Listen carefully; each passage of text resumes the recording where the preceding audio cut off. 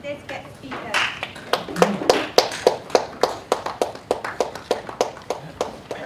ご写真撮る方どうぞ前の方お進みになってください。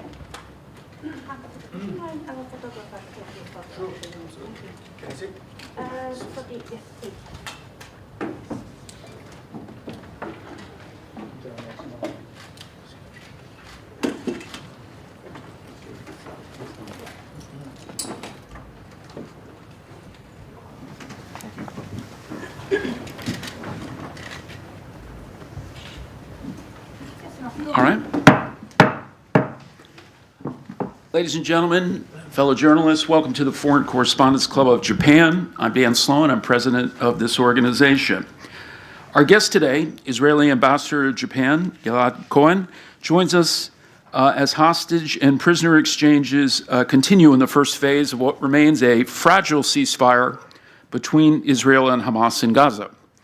2 Israeli and 5 Thai hostages were freed on Thursday in southern Gaza amid swarming crowds, which prompted calls from Israeli Prime Minister Benjamin Netanyahu about risk to their safety, as well as the International Red Cross. An 8th Israeli hostage, Agam Berger, was freed separately in northern Gaza.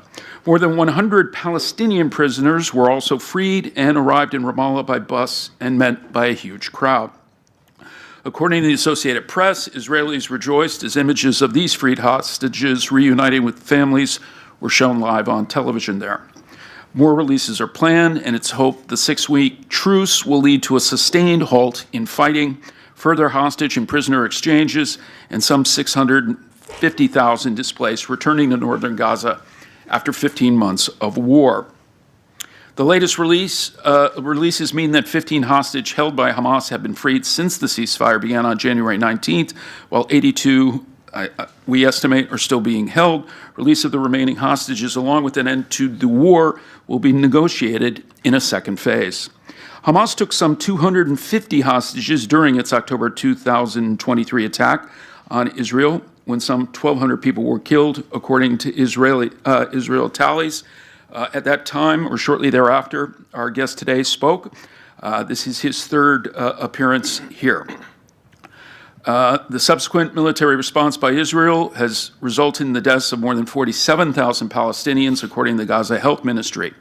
A separate ceasefire between Israel and Hezbollah in southern Lebanon is now underway, which gives both sides 60 days to remove forces from the area and allow the Lebanese army to move in. What are the next steps for this delicate peace process, and what role might Japan play? We are honored to welcome Ambassador Cohen to offer Israel's view. We will hold a separate press conference at 2:30 with Palestinian Ambassador Walid Sayem. With no further ado, we will have opening remarks and a presentation by the ambassador before going in Q&A about 20 minutes or so. Thank you very much, sir. Thank you, Dan. Thank you very much for having me. I came here to speak about the ceasefire and about the future and security in the region. But before I go into the details, and of course I'll be very happy to answer your questions, I want to show you some presentation. It has some disturbing images, so I warn you in advance, about October 7 massacre, because about killing innocent people, dragging them from their beds, raping, kidnapping, torturing people, burning children alive. I'm saying it because there are people also here in Japan that start to say some things about maybe denial of what happened, or maybe to put a question mark about what happened in October 7. So let's have the first presentation, please. That's October 7.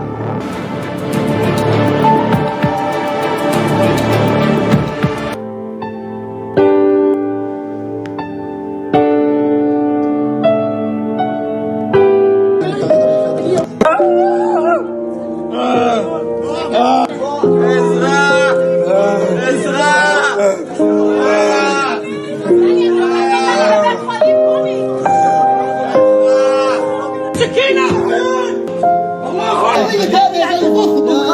يا الله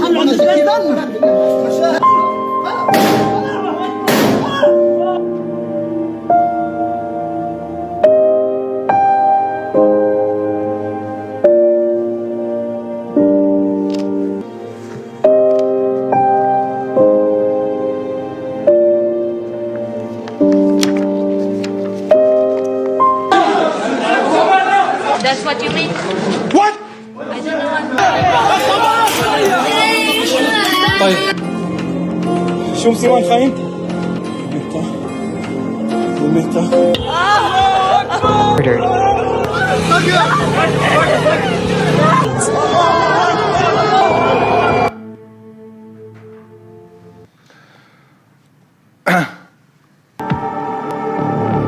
Okay. I do want to make this to make this point again. I want to remind that Hamas killed a whole family. He kidnapped Bibas family, 2 parents, 1 mother and 2 children. Kfir Bibas, 1-year-old, and Ariel Bibas, 4 years old. They are being held 15 months now, and we don't know their whereabouts.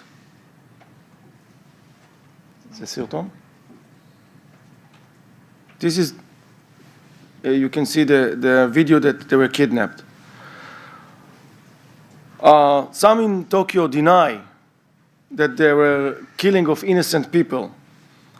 I want to show you Kafishter family, 4 people, a child 8 years old and a child 5 years old, all killed by terrorists, by Hamas terrorists. The Kedem Simantov family, they were killed in Nir Oz, all of them. 2 twin daughters, 5.5 years old, and Arbel, 2 years old, Omer. I want to make this, this is important for me to say, because the denial of what happened on October 7, it's exactly like the denial of the Holocaust. And I cannot accept this. People try to deny here in Japan, even here in Tokyo, the use of sexual violence.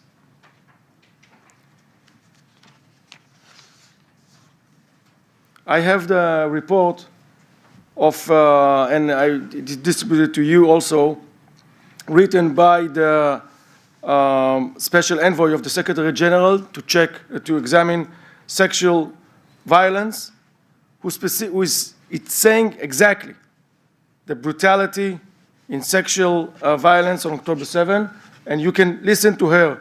If you don't have it, please look at it, because there are people that are denying In it. terms of findings on sexual violence, we found clear and convincing information that sexual violence, including rape, sexualized torture, and cruel, inhuman, and degrading treatment have been committed against hostages, and we have reasonable grounds to believe that such violence may still be ongoing against those in captivity. We found that there are reasonable grounds to believe that conflict-related sexual violence, including rape and gang rape, occurred in at least 3 locations, namely the Nova Music Festival site and its surroundings, Road 232, and Kibbutz Reim.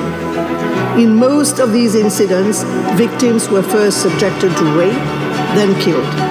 In addition to these specific locations, we also found across multiple locations of the Gaza periphery a pattern of victims, mostly women, found fully or partially naked from the waist down, with their hands tied behind their back and or tied to structures such as trees and poles, and shot. In terms of Kidnapping citizens, babies, children, Holocaust survivors, women, it's against every international norm, every legitimate understanding. Yesterday, you said then that there was one of the hostages was released, Gadi Moses. He's 81 years old. He's a grandfather of 10 grandchildren. Who does this kind of thing to kidnap 8 years old man, keeping him in tunnels for 15 months? People are saying, some of them, that the Israeli hostages are kept in a very good conditions, humanitarian conditions. So let me tell you something about it. No Red Cross visits,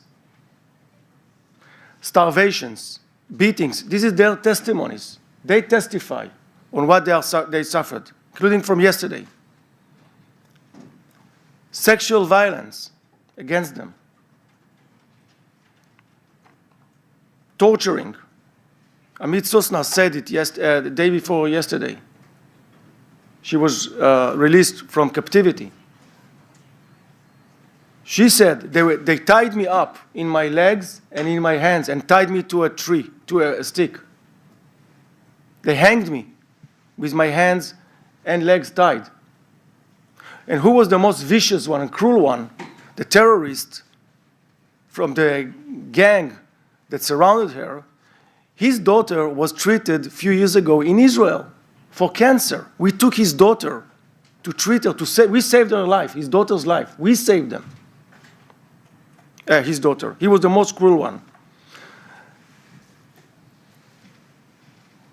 The women that were released yesterday spoke about they had to cook for the terrorists. They had to clean, but they were not allowed to get the food that they cooked for them. So they were like slaves of them. So whoever tells you that they are a humanitarian situation, please ask him, yes? So why don't you have the Red Cross visit them? Why can't we have some kind of information? Their whereabouts. They killed in cold blood. 6 of them, and many more that we don't know.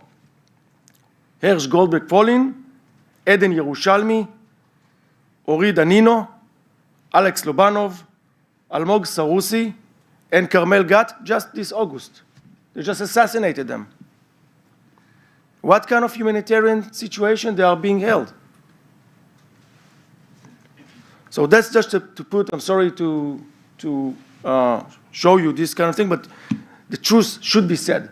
And it's said also not by us, by the UN, about what happened on October 7. Now let's go to just briefly about the stages of the ceasefire.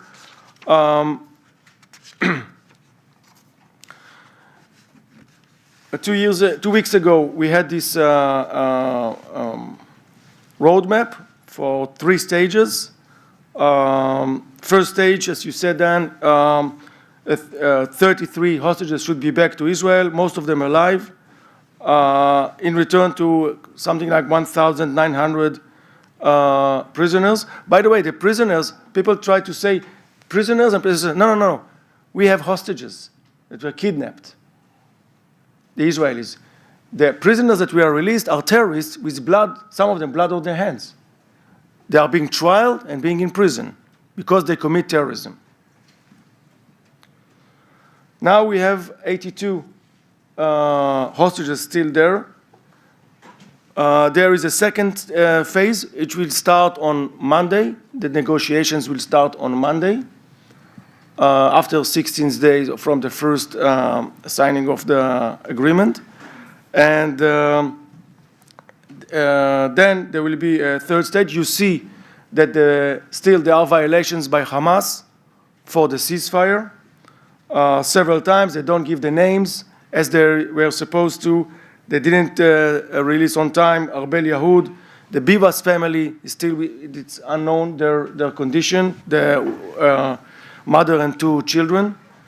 And you saw yesterday how brutal and how dangerous it was to have our hostages back. In Khan Yunis, not securing them, threatening them, cursing them. It was very, very dangerous. It's still a violation of the agreement. So we'll have the second stage, 16 days after the completion of the first stage. We will discuss permanent ceasefire and bringing back all the live hostages and retreating of Israeli forces. And the third stage is giving back all the bodies of our hostages and reconstruction of Gaza. Now, people are talking about the day after. Who is going to control? And I believe there will be maybe questions. I want to tell you very clear, Israel doesn't want to be in Gaza. We don't have any intentions to resettle in Gaza or have our army camps. We left Gaza unilaterally in 2006 because we want Gaza to be independent, to be a neighbor that we can work with. We open our gates for them, we try to invest, but instead of taking the goodwill, the appeasement of Israel, they're reaching our hand, they made Gaza as a hub of terrorism to attack Israel, and you saw the consequences not only on October 7th, but even before. Thousands of missiles. Why? So there are some people saying, if only the occupation can end, there'll be peace. We left Gaza. This was a test. Let's work together. Let's live together, side by side. You can work. You can come work in Israel. What did we get in return? Peace? No, we got the worst massacre of Jews since the Holocaust. Because we were opening our heart to them and leaving Gaza. We left Gaza. So whoever tells you this is the occupation, this is wrong. There is no occupation in Gaza, and there was an attack against us. And there are people that are saying, okay, let's have a Palestinian state in the West Bank. Okay, and then what? Are we going to have another October 7? Yesterday, the Hamas leader, Khaled Mashal, said the prisoners that Israel released should act again against Israel. Khalil Chaya, one of the heads of Hamas, is saying October 7 is going to be repeated and repeated and repeated because Jews cannot live in Israel and Palestine. You have to understand the ideology of Hamas is like the ISIS ideology, is the same. Just the same. They are saying we are going to destroy Israel. Jews cannot live in Israel, in the Waqf. So Hamas cannot be in control in Gaza anymore. If the day after is to have some kind of reconciliation between Israel and the Palestinian people, it cannot be ruled by a terrorist organization. It cannot be ruled by an organization that swears to kill Israelis. And they showed it. They've shown it.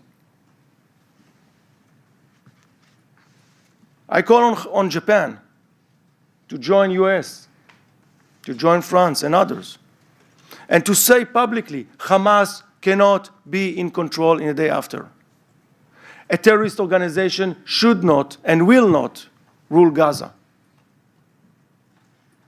Because if they do it, then their number one target will be, as they did in 2006, 2007, the Palestinian Authority. They tried to assassinate Abu Mazen a few years ago, and we saved him. After they took over Gaza, they shot the knees of Palestinian officers, Palestinian Authority officers, and then they pushed them from the roof. They killed them. On December 26, 2023, Japan put sanctions, specific sanctions, on Hamas leaders. Yahya Sinwar, Mohammed Def, Moran Issa. 22 people of Hamas were designated by Japan as terrorist organization. This is Japan saying.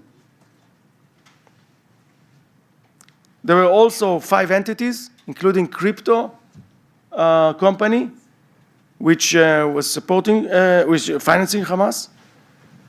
So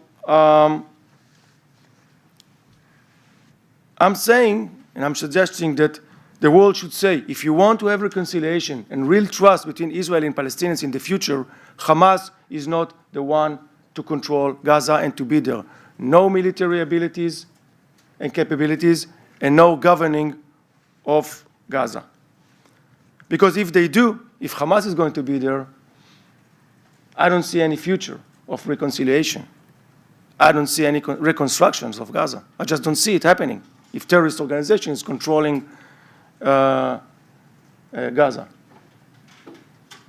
It's like after World War II that the world will say, okay, maybe Nazi regime can still control Germany. No, it cannot be. The Nazi ideology should be eliminated, and the Hamas ideology should be eliminated.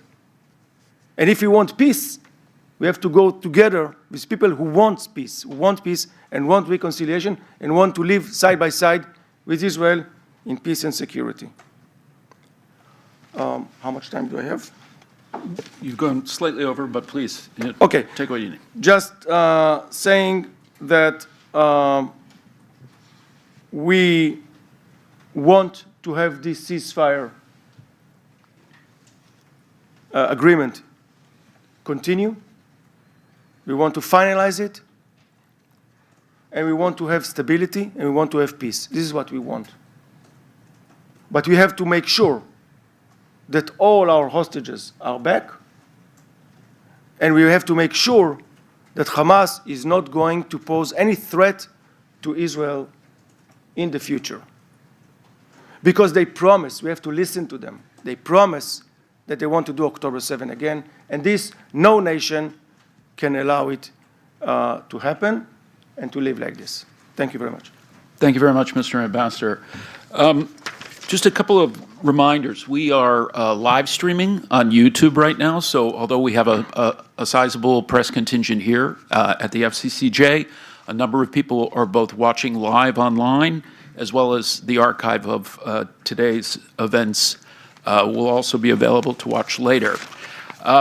We want to be absolutely clear that today is a press event. It's not an opportunity to give speeches or to kind of go off on tangents. We want all of you to have an opportunity to ask the ambassador a question, but we're going to do so in a very orderly and structured manner.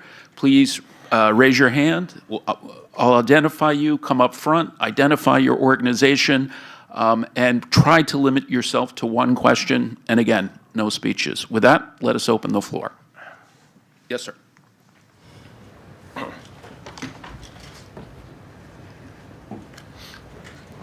My name is Takuya Nishimura, freelance. Thank you very much for today. And the second part of the ceasefire deal has a permanent declaration of permanent ceasefire, permanent cessation of hostilities. So I'd like to ask you about what is the condition to keep this, to go into the second phase after the negotiation between them. And what do you think is the role of the United States in that deal? And the condition includes that the removing the Hamas from Palestine or no threat to Israel from Hamas. Thank you very much. Thank you for your question. As I said, we want to have a permanent ceasefire, but it has to have, we have to have all our hostages back. And we have to make sure that Hamas is not in control in Gaza anymore and doesn't have military capabilities. We tried to live from 2006 when we left Gaza, not to enter again Gaza, not to fight, but this policy of us failed. Hamas took advantage of it and attacked us surprisingly. So these are the conditions in order for a lasting peace. And I think we are discussing now with all relevant parties about who can control in the day after, what is the best way and the best method to be there. I can promise you that Israel doesn't want to be there, okay? But on the other hand, Hamas will not be there as well. Somebody that can guarantee our security and can guarantee, by the way, the peaceful way of the Palestinians there, the Palestinians will thrive there. This is our hope also for them. This is why there's a lot of trucks coming now inside with humanitarian situation, and also before. This is why we vaccinated the children for polio. You don't do it if you want to do like I'm being accused of horrible crimes. No. The second thing is the role of the U.S. that you asked. We are grateful for President Trump, for the envoy Witkoff for what they are doing. They have full commitment to have this deal being fulfilled. Again, it depends also on the Hamas. And you saw yesterday, and so every day it's kind of really intense that we see that our hostages can be secured and to go back. And we are going to stick for what we agreed to. I would like also to take this opportunity to thank the Biden administration. They were also standing by Israel, but also trying to have this solution to this war to end. So they have a crucial role. Prime Minister Netanyahu is going to be the first foreign leader to meet President Trump. He's going on Tuesday, I think, to meet him next Tuesday. And as I said, on Monday, we are going to start the talks on the second phase. All right. If I don't see a hand, I'm going to go to one of our online viewers. It is Eiichiro Tokomoto. I think you all know, a freelance writer. Ambassador, his question is, since the Israel-Hamas war broke out, there have been several reports that anti-Semitic incidents have increased across the world, in Europe and the US. Do you think the same can be said in Japan too? And if so, are you discussing with Japanese authorities or counterparts on how to deal with this? Thank you. Indeed, since October 7, we saw a rise in anti-Semitism, which is very disturbing. By the way, President Trump just signed yesterday a decree against students that were anti-Semitic and persecuted Jewish students in the United States. There will be measures taken against them, including even deportation from the United States. We had this phenomenon, an ugly phenomenon. I don't think that there is room for it anywhere. And I don't see in Japan phenomenon like this. I think that is. I don't think maybe there is one case too, but it's not a phenomenon, and this is a. I'm also thankful to the Japanese government for taking care of these issues that won't be in the campuses and others. This phenomenon of anti-Semitism, and also since October 7, standing by Israel and acknowledging the right of Israel to defend itself under international law, and calling for unconditional and immediate release of all the hostages. So this, I take the opportunity to thank the government of Japan. Thank you. All right. Yes, ma'am. Yeah, all the way in the back. Please identify yourself and your organization.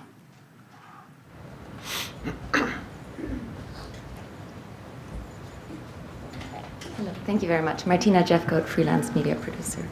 I would like to know a bit more details on the ideas of Israel on reconstruction and recovery of Gaza. Particularly, I have 4 points that I just would like to ask you about. One is the public facilities that have been destroyed, hospitals, schools, and so on and so forth. The other one is orphan children. As we know, there's tens of thousands of orphan children now. What do you do with them? How do you deal with them? Another one is farmland, which is not addressed that often, like the destruction of farmland in Gaza, which will obviously be needed for the insurance of livelihood of Gazans. And then lastly, one thing was unexploded bombs, which is also an issue because there's actually thousands of bombs that are unexploded in Gaza currently, so that will also affect, obviously, the long-term future. Yes, I think for now that's it. Thank you very much. Thank you. Unfortunately, Hamas, the terrorist organization, used its population in Gaza as human shields. Israel had no intention whatsoever to hit civilians, people that are involved, children or women. We wanted to target only the Hamas terrorists. But the Hamas that committed double war crimes, one against Israel by firing Israel, kidnapping, murdering, and others, and second, against its own population by using them as human shields. Israel tried to avoid. We were spreading hundreds of thousands of leaflets, sending SMS messages to people that we knew that we are going to strike. Please go out of this building. Please go out to Mouassi in the south of Gaza for a safe zone because we don't want to hit you. Please go out of hospitals because Hamas put its headquarters underneath Shifa Hospital. And we've shown it to the world. Under UNRWA facilities, inside UNRWA facilities. Why? Because they wanted us to target these facilities. They wanted us to target and to kill innocent people because they wanted the international community to press Israel. That's very simple. So for them, for Hamas, as many children or people that are involved killed, both sides, the better for them. So this is an unequal war between us, Israel democracy, that tried to defend itself, and terrorist organization who violated the October 6th ceasefire and brutally attacked us. And regarding all the facilities in Gaza and the day after, we think that Gaza should be rebuilt, yes. We think that the people of Gaza should live in decent conditions without preaching for war and bloodshed and without suffering from the horrors of war. Yes, war is not a good thing. But we want Gaza to be demilitarized and de-radicalized. And all these facilities that you mentioned should be rebuilt by the international community and by all the parties involved. By the way, I call also to Japan to be involved, to be a player in the new Middle East. Listen, I believe that 2025 is going to be a dramatic, historic year. We are living in a historic year. That I believe the Abraham Accords is going to be expanded, I hope, to Saudi Arabia, to other countries, even in the Southeast Asia, Indonesia, and others. And I hope that all of us can rebuild Gaza, but in a way that Gaza will not turn into a hub of terrorism. We left Gaza in 2006 not in order to go back to Gaza, in order to turn Gaza into Singapore. But they took everything we gave them, everything that Japan gave them. You saw sacks of Japan aid inside tunnels of Hamas. You saw the flag of Japan in UNRWA facilities. How can it be possible? We give them gasoline for their hospitals and power plants. Hamas is taking the gasoline, use it in their tunnels, which they hide our hostages. So on the one hand, we try to assist, we try to give humanitarian assistance, food, medicine, vaccination, gasoline. But Hamas is looting it and turn it into, again, building its terror capabilities. And this we are not going to allow. And I hope, and I think that the international community also, headed by the United States of America, will not allow it to happen. So if we want to rebuild Gaza, we want to rebuild schools, we want to have more hospitals, industry, fields, warehouses and greenhouses. It cannot be with Hamas there. It cannot be with Hamas there.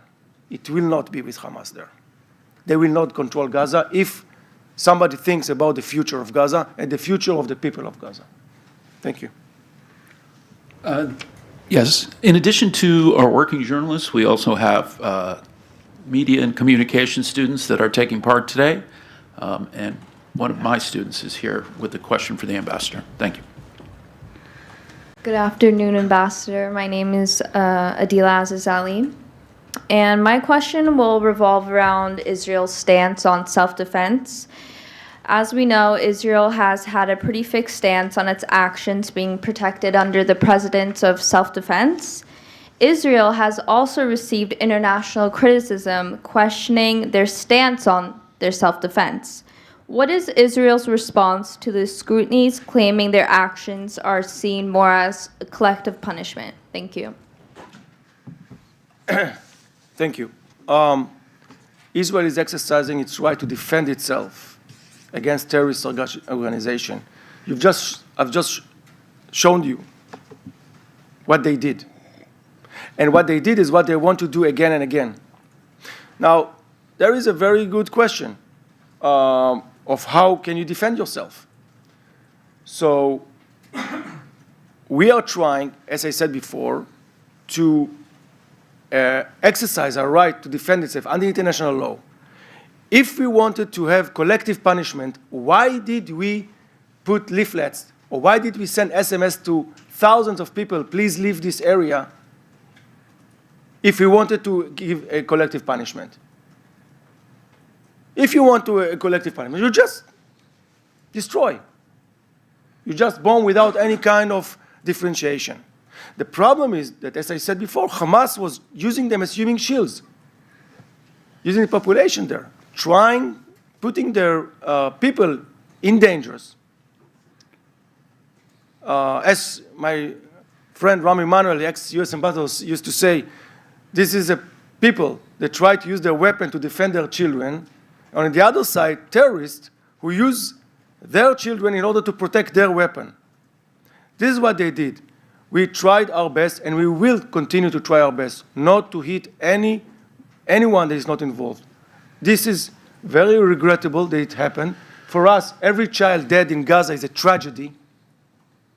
We do not want to see any children dead, or women, or people that are involved. This is not our intention.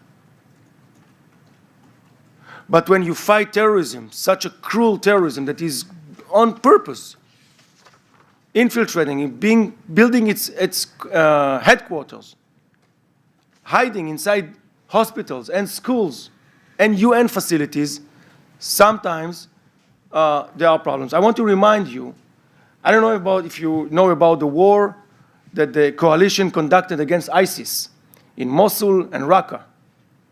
The US was leading this coalition. It was the same organizations like Hamas who killed brutally Japanese citizens. There were also casualties there, people that were uninvolved. Do you think that US wanted it? No. Do you think Japan wanted it? No. But this is what happens when you fight terrorists who hide behind human shields and try to drag you, the democracies, the members of the free world, to this vicious war and want you to be blamed for these crimes. So this is wrong. The other one, the Hamas, is the war criminal. Sir, I'm going to take this opportunity to ask the next question and come back a bit to you mentioned UNRWA and how Hamas has kind of used the organization, and there seems to be a position in Israel now that UNRWA cannot be the agency that handles doling out aid and next steps. Could you clarify exactly who will do it, if not them, and how long that process will last? Yeah, thank you, Dan. As of today, UNRWA is banned from its activities in Israel by law. This law was passed in a huge majority of 90 members of parliament from coalition and opposition alike, saying that UNRWA was infiltrated by terrorists, Hamas. It's not infiltration one, or that it is a massive one. Many of them, I showed it in a press conference, were participating in the massacre and atrocities of October 7. Many of them. Their schools and their facilities were being used by terrorists. You can see a class, a room class, and just near to it, depots of weapons of Hamas. They were teaching in UNRWA, according to the curriculum of UNRWA, incitement against Israel, not preaching for peace, and anti-Israeli rhetorics, and anti-Semitic rhetorics even. So UNRWA has 16% of the aid to the Palestinians. And we are in the view that there are others that can take the responsibilities of UNRWA. For example, UNICEF, World Food Program, WFO, and others. There are many organizations that we can do it. We've warned UNRWA for years. Stop it. Just no, these are the names of the terrorists that are Hamas members inside your organization. UNRWA failed and betrayed our trust, did not report it to the Security Council, and did not dismiss or fire these terrorists.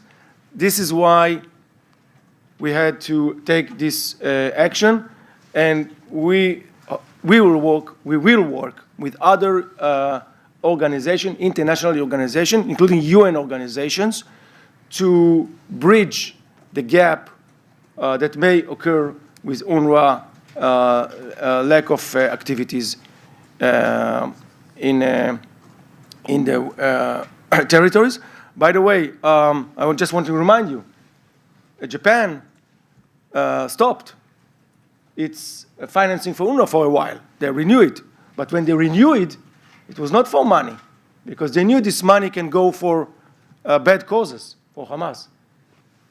It's for hygiene products, for women, for children, not to be used by men or by people that can be Hamas. So even Japan is a bit cautious about what happened in UNRWA. And you saw the legislation in the US Congress and the US decision about financing UNRWA.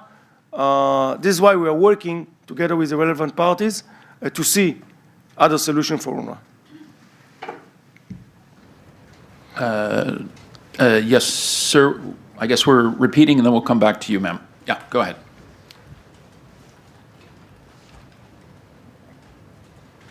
Thank you very much, Nishimura again.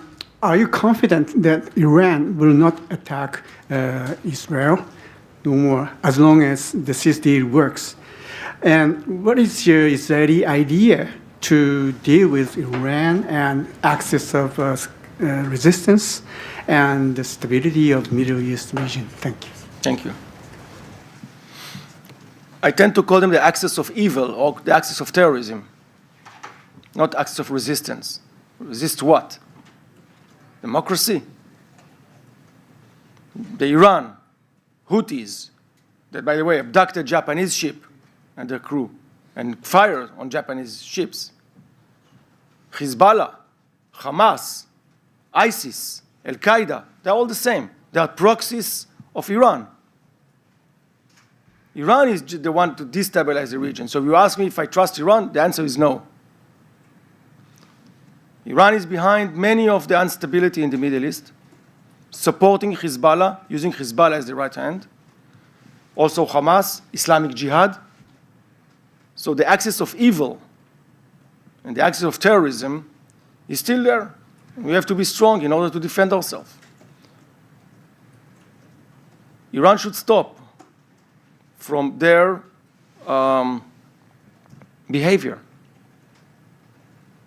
You know, people think that we have something against the Iranian people. We don't. We used to have peace with, we used to have normalization with Iran until 1979. I think the Farsi people are a brave people, good people, contributed to mankind with a huge history. But the regime, their policy is what? Terrorism, produce missiles, launch their missiles, and running for nuclear bomb. And saying that Israel should be wiped out from the map of the earth. They are saying it. And they are trying to get the means to attack Israel. So we are not going to sit still and wait. We hope that it will be resolved. Prime Minister Netanyahu is coming to Washington next week. I understand, I believe that this issue of Iran will be also on the table. But I believe also that we are going to talk about how we can expand the peace agreements in the Middle East, how we can have more peace. And I want to tell you something. Israel wanted to have peace. We've shown it before. We've shown it before with Egypt. We withdrew from Sinai and peace. With Jordan,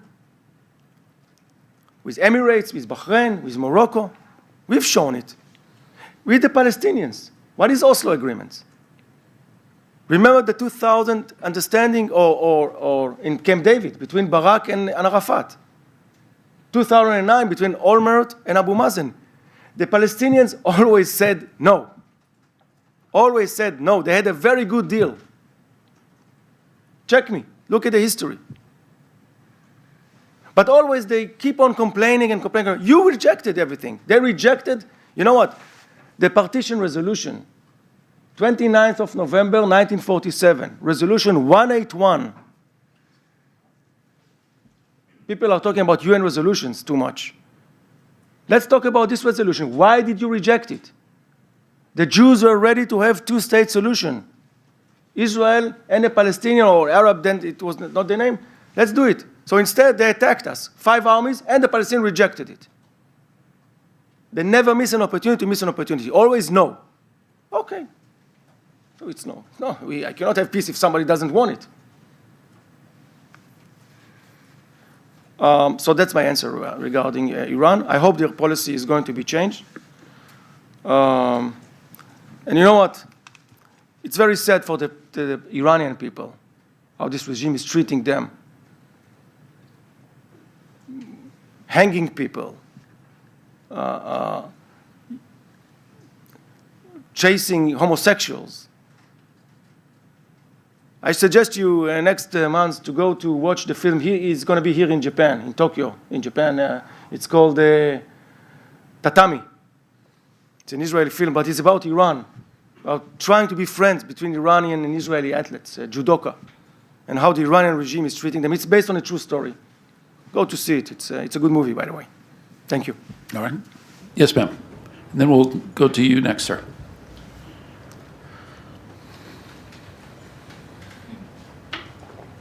Hello, thank you again. So thank you for your answer earlier about reconstruction and recovery. You mentioned that, you explained that you believe that the international community is in fact responsible for the reconstruction and recovery, including Japan. Regarding that, I was wondering, how does the international community put trust in a country, Israel, where its leader, Netanyahu, has an ICCJ arrest warrant against him? Not just Netanyahu, I think somebody else as well. And especially regarding Japan, how does Japan, as part of the ICCJ, keep diplomatic relations with a country that is under such a leader? That is one part of the question, kind of the diplomatic foreign policy. The second one is, as we all know, because media is global, there is really an extremist problem in Israel, inside the domestic population, which has brought upon a lot of hate speech from Israelis against outsiders, particularly Arabs and Palestinians. And how do you deal with that internal domestic problem at home right now? Thank you very much.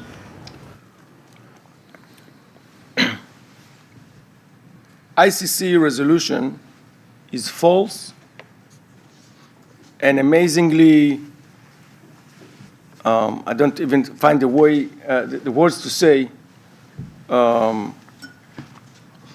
amazing. It's just a decision by the ICC against democratic elected leaders who are fighting to defend their country against terrorism is something false. Most of the free world rejected it or didn't say anything. Why? Because they understand that it cannot be. If you're being accused of war crimes, why did you give polio vaccinations? Why did you give trucks, hundreds of thousands of trucks of aid? And this is why we reject the ICC decision. By the way, there are a bill in the US Congress to confront the ICC on these decisions. Thank you. The ICC did not put a warrant against Assad, yeah? Assad killed 600,000 of his people. But ICC doesn't do anything about it. There are warrants of the ICC against the US in Afghanistan. What? Before the UK. So we reject this ICC resolution and most of the free world as well. Regarding your second question, you asked me about extremism. Of course, this time is not a good time for all of us in the Middle East. I hope that these images that I've shown you, you watched it. I hoped you watched it. Okay. So after you see this kind of images, you know, it's not so easy to be friends. I hope there is no room for no hatred speech nowhere. no Islamophobia, no anti-Semitism, nothing of this kind. We reject it. I did in my residence, I think it was 3 months ago, 4 months ago, an event for all religions. Buddhism, Shinto, Islam, Christianity, Judaism. I hosted it to show and to project the values of peace and the values of reconciliation and talking between religions. I want to remind you that Israel is a democracy. We have Muslim ambassadors. We have Muslim supreme judge. We have Muslims and Christians and others working. They are free citizens and equal citizens, like Jews in Israel. And we respect them. And this is very important for us. There is no room for any hatred of any kind, based on religion, on sex, or identity. No room for it. And I've just said before, if you listened, that even the Iranian people, we don't have anything against the people of Iran. On the contrary, we would like to have peace and reconciliation, but they have to change their policy. Thank you. Yes, sir.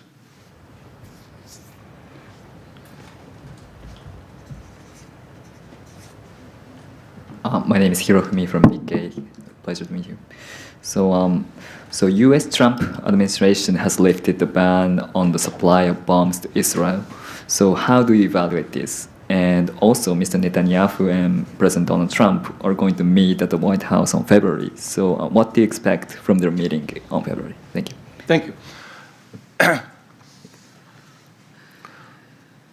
We are grateful to President Trump for standing by Israel in all fronts, on ICC, on things that Israel needs, on defending us, on helping the deal to have ceasefire and to secure our hostages. This equipment that we need is not in order to kill innocent people. It is coming for Israel because this is for our protection, our self-defense. And sometimes we need things in order to defend ourselves by targeting the terrorists that want to hit us. That's the only thing that we need. I believe that next week, Prime Minister Netanyahu and Trump is going to have a very important and crucial meeting. We are looking forward to it. We want, first of all, to thank President Trump and his administration for standing by us and by peace. Not only by Israel, by peace.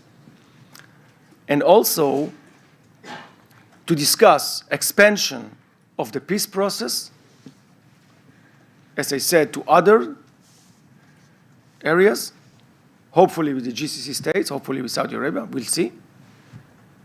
And to think about the day after in Gaza, how we can go further. And again, that's my speculations. I don't have the readout of what's the, but as far as I understand, this is what we are going to discuss, and also the Iranian threat and how we have to deal with it. I believe there'll be other US-Israeli bilateral issues that are going to be discussed.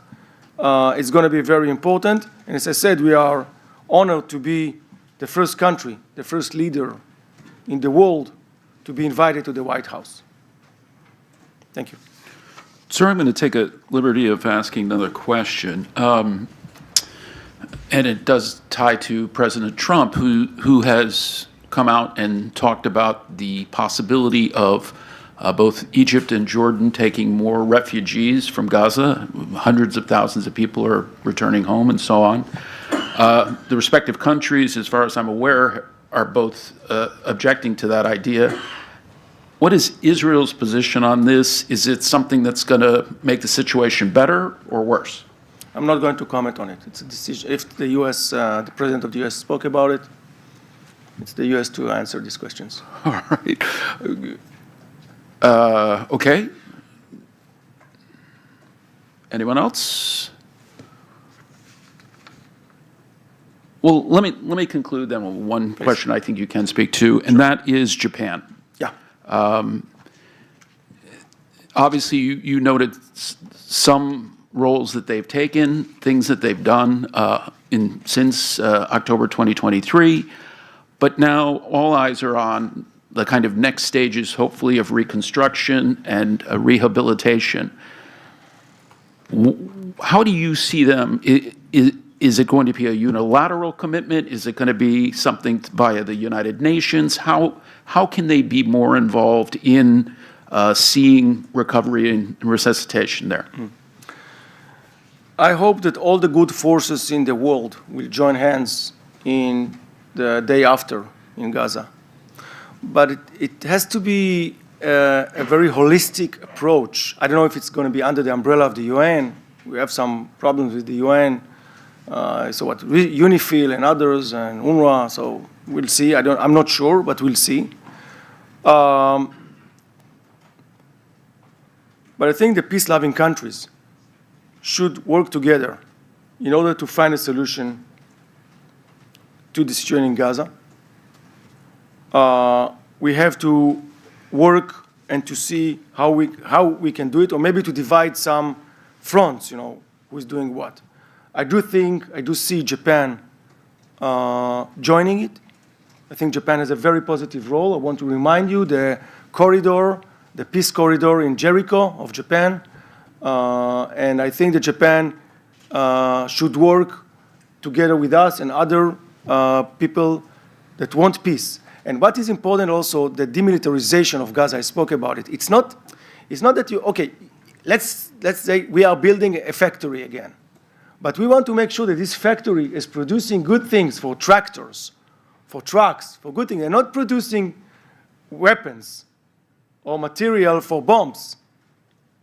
This is what we cannot trust, why we cannot trust Hamas. It has to be under a regime or under a rule there, or under governing authority there, that will be committed to peace and really reconstruct Gaza in a good way, in a positive way, in a way that in the future they will have good future, prosperity, decency. This is what we want for the people of Gaza. It cannot be with Hamas in power. It cannot be with Islamic Jihad there. It cannot be with using weapons against us. This will not last. This will not hold.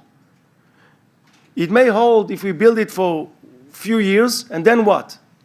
And then if they are going to rearm, and we understand that Hamas is going to retake everything and rebuild its forces in order to attack against Israel. So what have we done? It's going to be a waste of time and money. Let's build on a culture of peace. I want the Palestinians, I would like the Palestinian children to be taught the same way as Israelis are being taught. I was a student, my children, we are being taught that Israel wants to reach its hands for its Arab neighbors for peace. It's written in our Declaration of Independence in 1948. Teach your children for peace, and then we can live together. We can hope for the future. And if I can summarize, I think Japan has a positive role. We will be happy or grateful to see them there in order to build together a new reality of peace and security. Thank you very much. It is our club tradition always for our speakers that we offer them a one-year honorary membership. We look forward to seeing you again. We thank you very much for making time for us in such short notice. Thank you again, sir. Thank you.